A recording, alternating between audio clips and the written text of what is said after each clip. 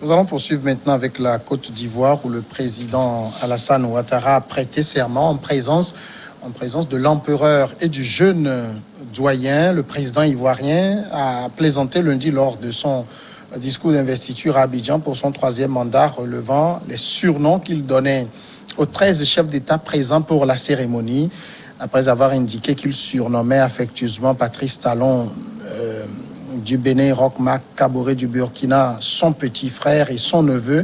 Il a surpris les invités en assurant qu'il surnommait non moins affectueusement le président congolais Denis Sassou Nguesso, qui fait 36 ans au pouvoir, l'empereur. Et puis pour Faure Gnassingbé, qui est le doyen des chefs d'État de la CEDEAO, il appelle notre jeune doyen, mine de rien, Pasteur Edo. Ça a l'air d'une plaisanterie, mais on a l'impression que Denis Sassou Nguesso est vraiment un empereur. Oui, justement, il faut d'abord revenir à l'allocution du président ivoirien, Alassane Ouattara, qui a prêté serment pour le début de son troisième mandat. C'est justement, vous avez bien fait de commencer par une plaisanterie. C'est une plaisanterie entre les chefs d'État, ce qui prouve que c'est des gens qui sont à l'aise, qui n'ont pas de soucis, Et justement, vous parlez de... Ils sont à l'aise, ils n'ont pas de soucis. Et ils n'ont pas de soucis pour le village de Djolo. Le village de Djolo. Là, si tu fais référence à mon village, tu as raison. Là, je peux te donner raison. donc, ils sont à l'aise. Et regardez, on dit... le président congolais, Denis Sassou Nguesso, qui est l'empereur, oui, c'est un pouvoir à vie, 36 ans, déjà, c'est presque un empereur. Hein? Donc, ce n'est pas un État, c'est un royaume. Bon, donc, et tout cela, devant les invités non africains, qui pouvaient se dire, mais c'est entre les chefs d'État, est-ce qu'il fallait transporter tout ça à la place publique, peut-être pour agrémenter la séance qui était ennuyeuse d'ailleurs, c'est une séance ennuyeuse, parce que son troisième mandat, ce n'était pas c'est un non-événement pour la plupart des Ivoiriens et la plupart des pays africains, parce que nous avons suivi de près ce qui s'est passé en Côte d'Ivoire avec tout ce que nous avons eu comme mort, ce que nous avons eu comme une période morose de campagne jusqu'au jour d'élection. Tout ce qu'il y avait eu. Aujourd'hui, on est en train d'auréoler déjà le président sans faire allusion à tous ces morts que vous avez. C'est vrai que on nous dit son élection a été contestée sur les médias coloniaux. On dit bon, son élection a été contestée. Le seul mot qu'on utilise était contesté, mais on ne rentre pas dans les détails. Tout ce qu'il y a eu comme mort, personne ne nous dit. Bon, donc justement, il est empereur. Je crois qu'il faut changer, au lieu de dire République de Congo, il faut plutôt dire le Royaume de Congo, juste à cause de l'Empire. Il faut dire l'Empire de Congo, l'Empire du Congo, pour pouvoir placer Alassane Ouattara dans ce contexte, le contexte d'empereur, le statut de l'empereur qu'il a donné à Denis Sassou Nguesso. C'est une honte, pour moi, c'est une honte. J'ai suivi, pour moi, c'est une honte. Il y a rien de nouveau là-bas, et ça doit interpeller notre génération. Ça doit interpeller notre génération pour qu'on dise que quand on est chef d'État, il faut réellement avoir cette carrure-là de pouvoir penser aux populations, au bonheur des populations. Je crois que s'il l'appelle empereur, ce n'est pas... C'est sa longévité au pouvoir. C'est sa longévité au pouvoir. Ok, vas-y. Pas du tout. Sa longévité au pouvoir. Ok, vas-y. Sinon, il allait l'appeler doyen. Il appelle le président Faure Gnassingbé le jeune doyen. Ça, c'est par rapport à la CEDEAO. À la CEDEAO, l'Afrique de l'Ouest. L'autre, c'est l'Afrique centrale. Oui, il aurait pu l'appeler lui aussi le doyen de l'Afrique de centrale. Il aurait pu l'appeler si cela faisait référence à la longévité au pouvoir. Je pense que c'est dans tout un autre ordre. C'est dans tout un autre ordre. Lequel, par exemple ordre mystique. Oui, bien sûr. Bien sûr. Hein? Bien sûr. Mais ce n'est pas la première fois qu'on appelle Sassou Nguesso empereur. Moi, un chef d'État l'avait déjà appelé devant moi. J'avais assisté à une... entre eux, à une réception comme ça, quand ils se sont rencontrés, et puis il a appelé empereur. devant. Je n'étais pas seul. Il y a d'autres confrères qui étaient là. Il a appelé empereur. Donc, ce qui veut dire que ce n'est pas un surnom de Ouattara, premièrement. Ce n'est pas non plus par rapport à sa longévité au pouvoir, mais c'est sur tout un côté mystique. C'est pour ça. Mais en ce qui concerne les surnoms, les sobriquets, autres pour pouvoir plaisanter, je pense que l'objectif de Ouattara, c'est de décrisper la situation. Il sait que son mandat est contesté, fortement contesté. Un discours classique qui va ressasser peut-être un bilan ennuyeux ou toujours des rhétoriques, des litanies politiques qu'on sait déjà, va ennuyer l'assistance. Et donc, il faut les guérir un tout petit peu. Et donc, il faut prononcer certains jokes et pour pouvoir faire bouger un peu l'assistance, faire rire, faire décrisper la situation. Je pense que c'est ça. Parce que quand il prend Nana Akufo-Addo, il dit... Double Excellency. Double Excellency, puisque Nana, en réalité... Le gars veut dire Excellency. Donc, quand il fait ces jokes-là, c'est juste pour amuser la galerie. Faut-il le faire? Bon, ça n'a rien de mal. Ça n'a rien de mal a priori. Pour que... Entre eux, ils plaisantent beaucoup. Les chefs d'État, Oui, mais il n'y a pas de souci. Il n'y a pas de souci. Et c'est ce qui... Il y a l'argent, il y a tout. Ils ont tout. C'est ce qui ramène un tout petit peu devant la face du monde. Sinon, tout ce qu'ils se disent, tout ce qu'ils disent là-bas, là, ils se le disent entre eux. Ils s'appellent comme ça entre eux. Ils le font déjà entre eux, ces jokes-là. Et donc, c'est pas quelque chose... Moi, j'aurais voulu que ça soit entre eux, que ça soit une concurrence. On dit, bon... Ça peut être monsieur le Président, pendant votre mandat de 5 ans, combien d'hôpitaux vous avez construits? Combien de stades vous avez inaugurés? Ça dit, combien d'échangeurs vous avez construits? Je crois que... Les échangeurs, Ouattara, il en a construit beaucoup. Oui, mais il y en a... Les hôpitaux, il en a construit. Oui, justement, vous savez quoi, je fais allusion. Donc, nous, on a notre hôpital qui est là, qui va bientôt être inauguré. On a notre ascenseur. On a notre ascenseur ici, comment on l'appelait? Notre échangeur ici qu'on a, qui est un pont, juste un petit pont. C'est un contournement. Le vrai échangeur, c'est ça. Donc, moi, j'aurais aimé que ça soit ça. Mais ce n'est pas ça. Et comme je le disais tantôt, quand vous êtes dans un pays où les priorités sont vraiment directes, les priorités de survie sont vraiment surabondantes, il faut passer quand même, il faut penser à faire le tri, à faire le choix, à donner priorité. À prioriser, bien sûr, en fonction des besoins. Est-ce qu'on doit prendre plus de 700 milliards pour pouvoir construire un échangeur dans un coin ici, alors qu'à côté, mon village n'a pas même une route pour pouvoir quitter Kévé pour aller à Djolo et tout ça là. Il faut prioriser tout ça. Je suis d'accord qu'il faut prioriser. Rentabiliser les recettes. Qu'il faut prioriser. Vous avez vu Ouattara. Ouattara a pu a fait un certain nombre de réalisations compte tenu du fait que la France voulait le maintenir au pouvoir et pour qu'il puisse protéger ses intérêts. Et donc, on a donné des moyens à Ouattara de faire des réalisations quand même qu'on peut capitaliser, hein, des réalisations qui personne n'a dit ce qu'on vient. Qui ne sont pas négligeables. En 10 ans, ce que Ouattara a fait, les gens ont fait 20 ans, 30 ans, ils l'ont fait. C'est une question de moyens. Ça, nous sommes conscients. C'est une question de moyens. Parce que tout de suite, nous sommes conscients. Tu vas te lever, tu vas vouloir avoir un contrat, même si c'est un PPP, hein, et pour pouvoir réaliser la construction d'un échangeur à GTA maintenant, c'est tout de suite tu vas voir le FMI derrière, tout de suite tu vas voir la Banque mondiale, on va dire que vos recettes, vos ceci ne sont pas, ne peuvent pas... Alors pourquoi ces contraintes? Pourquoi se donner à ces contraintes? Vous avez bien fait de parler d'échangeurs, par exemple, au niveau de GTA. Aujourd'hui, déjà à midi, Samuel, à midi déjà, vous prenez la route, la nationale numéro 1, vous ne pouvez pas bouger d'un iota. À midi. Et le soir, ce n'est même plus la peine. Donc là, aujourd'hui, c'est une nécessité. Hein, c'est indispensable pour que nous ayons des changeurs au niveau de GTA et permettre aux gens une certaine fluidité dans la circulation. Vous l'avez bien. Bon, 20 ans, 15 ans, 20 ans, on est là.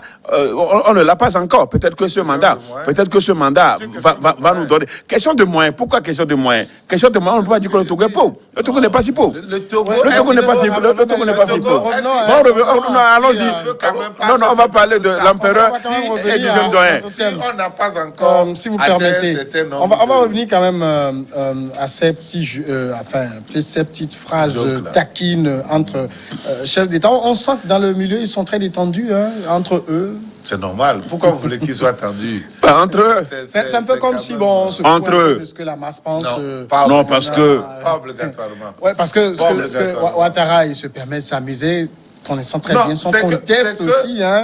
C'est que certains pensent que, à partir du moment où ils sont à ce niveau, c'est des surhommes et qu'ils ne vivent pas de façon simple comme nous. Non. Non, l'un de là. Ils vivent leur vie. Ils mènent leur vie. C'est des hommes comme nous. Ils peuvent plaisanter. Et d'ailleurs, ils plaisantent d'ailleurs. Ils s'amusent. Vous avez vu d'ailleurs, Macron en avait fait de trop avec Roch Kaboré en lui tapant sur la joue comme ça. Et puis, ça a attiré la foudre de tout. Mais quand même, lui, c'est un gamin par rapport à Kaboré qui est son grand frère. Même s'il s'amusait, il ne devait pas aller jusqu'à ce point. Donc, entre eux, ils s'amusent. Ils s'amusent tout en se respectant, tout en se lançant quelques blagues pour pouvoir détendre l'atmosphère. Ça n'a rien de scandaleux. Ça n'a rien de scandaleux. C'est quelque chose de normal. Mais peut-être pour les populations qui les suivent, qui les regardent, si je prends ne serait-ce que l'investiture de Ouattara, on a l'impression que ça a laissé un peu de marbre les Ivoiriens. Enfin, la majorité n'était pas très concernée par ce qui se passait. Non, bien sûr, beaucoup de personnes étaient hors, enfin, comment dirais-je, n'étaient pas concernées par la situation. Vous savez, comme on ne cesserait de le dire, cette élection a laissé beaucoup de plumes en Côte d'Ivoire. Même si aujourd'hui, Ouattara semble prendre le pas avec son investiture, appuyé par la présence de la France, de la France, bien sûr, qui est représenté par son ministre des Affaires étrangères. Donc c'est la preuve que ce président Nicolas Sarkozy, voilà encore un autre. C'est lui qui a installé Ouattara. Voilà encore un autre phénomène. Un autre phénomène qui sort d'une certaine condamnation. Il n'est pas encore condamné. Oui, bien sûr. On a requis 4 ans. Donc, on attend on attend ce que le juge va suivre. Bon, donc, qui se permet encore de fouler le sol africain. Il n'a pas honte avec tout ce qu'il a laissé. On peut décliner l'invitation. On peut décliner une invitation. Il n'est pas obligé de répondre à cette invitation. Donc, c'est la preuve que la France est un pays de droit seulement pour les Français. Ouais. N'est pas un pays de droit pour les autres. Et là où il y a, parce qu'on ne voit pas l'universalisme du droit de l'homme. Déclaration universelle. Les droits de l'homme, les 30 articles, quand vous les prenez, ces droits-là sont des droits qui sont portables, enfin, un peu partout. C'est pour toute l'humanité. C'est pour toute l'humanité. Mais la France, non, pour elle, c'est les droits des Français. Les Africains n'ont pas de droits. Les tueries massives en Côte d'Ivoire, on ne peut pas. Les gilets jaunes ont fait de manifestations violentes. On a vu. Mais qui est mort? Qui on a tué? On n'a tué personne. Mais regardez-nous. Et ça, la France cautionne ça et vient à l'investiture d'Alassane Ouattara. Donc c'est la preuve que nous, les Africains, c'est à nous-mêmes. Il nous revient nous-mêmes de savoir notre identité. Et on vient encore de nous montrer que le pouvoir d'Alassane Ouattara est soutenu par la France en envoyant son ministre des Affaires étrangères et un ancien chef d'État. Même s'il est en odeur de sainteté, avec la justice, s'il a des problèmes avec la justice, il reste un chef d'État français. Donc il assiste à une investiture alors que des vies humaines ont été sacrifiées. Donc, aussi, regardez par exemple ce que le président Macron a fait au président égyptien en lui décernant la Légion d'honneur de manière discrète. C'est de manière discrète que cela a été fait. Pourquoi? Ce monsieur qui tue les Égyptiens, qui viole les droits des Égyptiens. Donc les droits de l'homme, c'est pour la France. Les droits de l'homme, c'est pour la France et non pas pour les autres. Donc ce n'est pas un pays de droits de l'homme, c'est un pays des droits aux intérêts. Alors, vous avez quand même cette investiture de Alassane Ouattara pour ce 3e mandat. Bon, c'est vrai que tout le monde dit premier mandat de la 3e République. Ça fait quand même 3 d'affilée. C'est passé comme une lettre à la poste. Hein. Oui, je vous avais dit ça ici, non, vous vous rappelez. Je disais qu'il va le faire, il n'y aura rien. Il n'y aura rien. Il n'y aura rien, c'est comme ça. Parce que. Il n'y a eu rien. Il n'y a rien. Tous les mots qu'il y a eu, moi, c'est ce qui m'intéresse. Les mots, c'est ce qui me fait. Je ne dis pas qu'il n'y aura pas de violence. Je ne dis pas qu'il n'y aura pas de mort. Mais lui, son mandat passera. Parce que les Occidentaux. De toute façon, c'est le début de son mandat. Mais ça va passer. Le mandat tout entier n'est pas encore passé. Il va faire quoi? C'est Guillaume Soro qui sera en Europe pour vérifier. Non, moi je ne dis pas ça. Il n'y aura plus de base arrière. Vous n'allez plus voir une rébellion qui va quitter un pays pour aller. Non, ce n'est plus possible. Ça, c'était le temps là. Maintenant, ce n'est plus possible. Ça ne peut plus se passer. Et donc, oui, ça doit passer comme une lettre à la poste. Et c'est pour cela, d'ailleurs, qu'ils en étaient à la limite fiers, eux tous, qui ont réalisé cela. Et eux tous, c'est la plupart des chefs d'État contestés. Laissez Dimas terminer. Oui. Je me rappelle, parlant des jokes tout de suite, je me rappelais, en 2007, j'étais à Cannes, lors du sommet France-Afrique, où, à la pause, les chefs d'État doivent se mettre ensemble avec les journalistes pour déjeuner. Et je me suis retrouvé à table avec Idriss Déby, Paul Biya, le confrère Christophe Boisbouvier est là pour témoigner, hein, ceux qui ont le contact. Et moi, on était 4 à table. C'est les blagues. C'est des jokes comme ça, ils se lancent entre les chefs d'État avec les journalistes. Oui, mais les gens n'ont pas de soucis. Pourquoi tu Les gens n'ont aucun souci. Les gens sont à l'aise. Les jokes, ce n'est pas uniquement pour... Non, pour eux, c'est ça. Ils se moquent des Africains.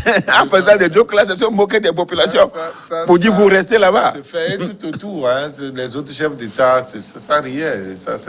L'ambiance était bon enfant. Quoi. Je pense que c'est le côté caché là qu'on ne leur voyait pas. Oui. Uniquement parce qu'on a vu par exemple quand il a dit notre fort et Zimna Nyasingbe que j'appelle affectueusement notre jeune doyen, le président s'est mis à rire. C'est des moments quand même qu'on aimerait voir. C'est bien à se détendre. Mais tout le monde sait que Fort Nyasingbe c'est leur doyen et eux-mêmes ils le savent. Quand vous voyagez maintenant, vous arrivez bon, il y a un sommet de la CEDEAO par exemple à Abidjan. Vous n'allez pas voir Fort Nyasingbe aller voir Alassane Ouattara, se déplacer pour aller voir Alassane Ouattara. C'est contraire au protocole. C'est Ouattara de venir voir Fort Nyasingbe parce que c'est son doyen. C'est comme ça. C'est Nana Akufo-Addo de venir le voir. C'est comme ça. Et protocolairement, c'est respecté. Et donc, eux tous, ils savent que c'est leur doyen. Hein? Et à cette cérémonie d'investiture, de prestation de serment, bon, c'est les chefs d'État qui sont arrivés. Ben, c'est quand vous prenez pas le Nigérien, bon, qui lui, moi j'aurais aimé quand même que le nom, le surnom donné au président nigérien soit au moins celui-là, le démocrate. Qui a accepté faire 2 mandats. Moi, j'aurais aimé. On dit l'émi, c'est ça, non? Il dit. Ouais. Là, vous parlez du président nigérien. Non, nigérien, oui. Nigérien, et bien l'émi du Sahel. Lui, l'émi du Sahel. Là, je ne comprends pas. Je ne sais pas ce que ça veut dire concrètement. Bon, donc, voilà. Et quand vous voyez, on fait une analyse de tout ça. Ça veut dire que c'est une émiratie là-bas, hein? Bon, peut-être que c'est dans ce sens. Donc, moi, ce qui fait mal des fois, c'est que quand des chefs d'État comme le Nigérien puissent se déplacer hein, pour aller à ce genre de cérémonie, ça ne l'honore pas, parce que lui, au moins, il ne fait pas le 3e mandat. Donc, il ne devait pas, en principe, aller là-bas, aller en Côte d'Ivoire. Peut-être se faire représenter pour dire que... Oui. Parce que lui ne fait pas le 3e mandat. En posant le débat sur le point du 3e mandat, on a l'impression, quand on voit ces j'ai envie de dire, ces chefs d'État un peu coquins entre eux, c'est comme si, bon, ces histoires de troisième mandat dans la zone CEDEAO, on n'en a que faire. Hein. Oui, c'est le syndicat. C'est le syndicat des chefs d'État d'ailleurs contestés. C'est le syndicat des chefs d'État contestés. Les ne sont pas les mêmes. Les cas ne sont pas les mêmes. Le cas du Togo, par exemple, est différent. Ils n'en demeurent pas moins sur un quatrième mandat. Oui, c'est un quatrième mandat. Dis-moi, chaque fois que tu viens ici, tu ne dis pas aux Togolais ce qui différencie le cas togolais. La réalité est là. La réalité. La différence est où? Oui, un quatrième mandat, c'est un quatrième mandat. Attends, je suis juriste de formation. Oui. Les tests, je ne m'amuse pas avec. Ce qui est test, c'est test. Au Togo, il n'y avait pas de limitation de mandat. Et donc, on ne peut pas l'opposer à celui qui se présente. Quelqu'un m'a dit que souvent ceux qui ont fait le droit sont les plus gauches. Je suis d'accord. Je suis d'accord. Quand ils veulent vraiment terroriser la loi, le droit, eh ben, il faut une gauche. Je sais. Moi, c'est ce qu'on est. Pour terroriser le droit. Pas vrai. Les tests n'avaient pas limité le mandat du chef de l'État quand il s'est représenté. Ou bien quand il s'était présenté. Oui. Avant qu'on ne les modifie. Ces tests lui garantissaient une candidature à vie. Avant qu'on ne limite. Donc on ne peut pas lui opposer cela. C'est pour ça que je dis que les cas ne sont pas... Par contre, pour Ouattara, c'est une simple qualification d'un référendum pour pouvoir modifier certaines parties de la Constitution. Oui, il peut dire qu'il y a une transition. C'était transition. Non, il qualifie ça de république, donner cette nature à ça, et puis c'est fini.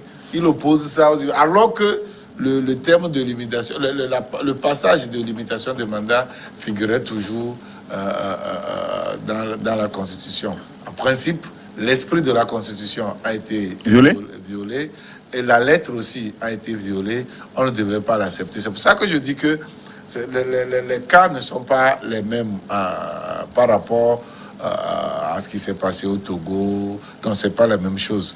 Maintenant, c'est la volonté de la France. La France l'a voulu ainsi. La France nous l'a imposé. Et voilà, ça c'est passé. Je disais ainsi que ça allait passer. Voilà, c'est passé. Ouais, bon. La France impose partout. Dans les pays francophones, la France impose partout. La France impose partout. C'est ça notre malheur. Notre malheur, le malheur des pays africains, c'est la France.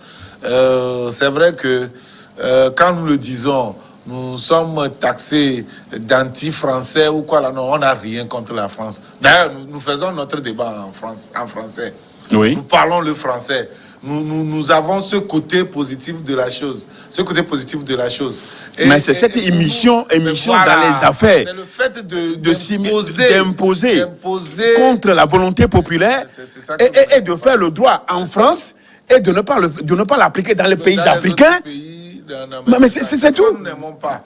Et donc, on n'est pas contre la France, on n'est pas contre les Français, mais nous sommes contre la politique de la France en Afrique. Et là, c'est inadmissible. Parce qu'on ne peut pas admettre que Ouattara dit « Je ne me présenterai plus » avec le qualificatif de Macron qui dit « Bravo à Alassane Ouattara pour avoir... » Un homme de parole. Un homme de parole. Et maintenant, la même personne revient sur sa parole et on dit qu'il ne s'implique pas, il ne s'immisce pas dans les affaires de... Pourtant, quand il avait annoncé, il avait voulu renoncer, il ne voulait pas faire le troisième mandat. Mais il est intervenu pour dire bravo. Mais pourquoi il ne s'immisce pas quand il dit qu'il veut faire le troisième mandat? Donc, c'est dire que le malheur, ça il faut le dire, le malheur pour les pays africains aujourd'hui, c'est la France. On n'a rien contre la France, mais je crois que c'est un secret de polichinelle. Tout le monde le sait. C'est un secret de polichinelle. Même si on le dit sur le plateau, ça se dit un peu partout. Donc, ce n'est pas nous qui venons dire aujourd'hui que notre malheur est en Côte d'Ivoire surtout. Le Côte d'Ivoire avec les intérêts français, qui viendra préserver les intérêts français. Surtout quand... c'est la question. Démocratiquement élu, vous prenez des armes, vous venez, vous le dégommez, et ceux qui ont pris les armes pour le chasser sont maintenus au pouvoir, et c'est lui qu'on a pris pour amener à la haie, pour l'opposer au droit international, jusqu'à ce que même la justice internationale a reconnu son innocence, l'a blanchi, l'a relaxé de toute charge. Son retour. À son retour. À son retour. Il a eu son passeport. Donc Oui, certainement, oui. il Et c'est reviendra finalement. dans les prochains jours. Samuel. Ne pense pas que l'octroi de passeport à Laurent Gbagbo soit dicté d'ailleurs. Ce n'est pas Alassane Ouattara, finalement. Donc, on lui a dit, mais maintenant que l'élection s'est bien terminée, que tu es réélu, il faut lui donner le passeport. Sarkozy décide d'arrêter Gbagbo, de le faire amener à la haie. Il a fait. Il a décidé de tuer Kadhafi au nom de la République française. Il a fait. Il a décidé de faire ceci et cela. Il le fait. Donc déjà comme Sarkozy qui fout le sol ivoirien doit être arrêté. Mais bien sûr. Sous Ouattara. Il devait être persona non grata. Il devait être persona non grata. Si vous permettez, on revient après le journal.